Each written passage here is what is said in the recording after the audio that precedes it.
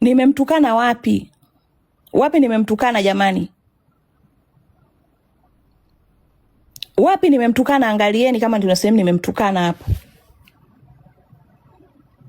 Kupitia yeye kuna juhudi zinafanyika kutoa elimu kwa wanawake kuhusu dhana hii, ikigusa nyanja mbalimbali kama mahusiano, biashara na vitu vingine vizuri.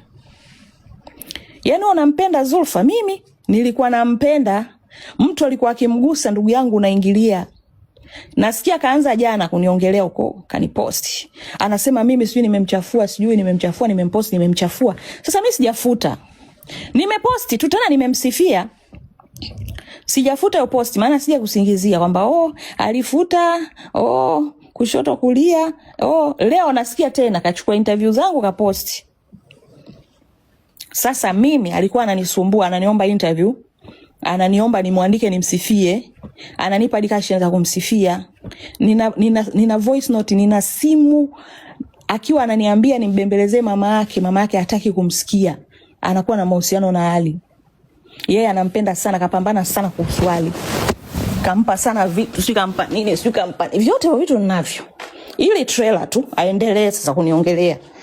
Wewe unasema unampenda mimi? Nilikuwa nampenda na simchukii. Nataka tu kumuonyesha kwamba kuna watu sio wa kuazingua. Watu wakiwa na vitu vyako jitahidi kujistiri ndugu yangu. Haya, wapi nimemtukana? Wapi nimemtukana? Twendeni mbele, turudi nyuma. Haki itendeke. Mmeona nilichoposti? Mmeona nilichoposti? Wapi nimemtukana mimi Diva?